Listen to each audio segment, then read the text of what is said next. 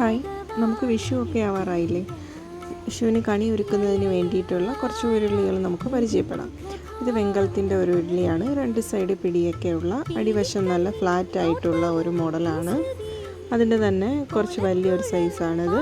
ഇതിന് രണ്ട് സൈഡ് പിടിയും അടിവശം നല്ല ഫ്ലാറ്റും ആയിട്ടുള്ള ടൈപ്പാണ്. ഇനി അതിൻ്റെ തന്നെ കുറച്ചും കൂടി നല്ല ഹെവി ആയിട്ടുള്ള ഒരു മോഡലാണിത്.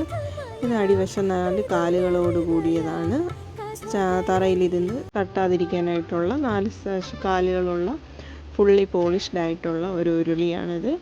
ഇത് നല്ല വെയിറ്റുള്ള സൈസാണ്. ഇതിൽ നമുക്ക് പാചകം ചെയ്യുകയും ചെയ്യാം.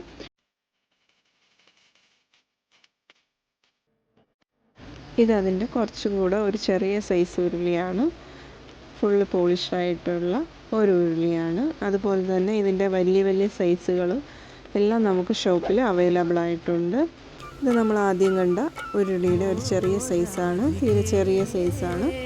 അതിൻ്റെ തന്നെ കുറച്ചും കൂടെ വലിയ സൈസുകളും ഏറ്റവും വലിയ സൈസുകളും എല്ലാം നമുക്ക് ഷോപ്പിൽ അവൈലബിൾ ആണ്.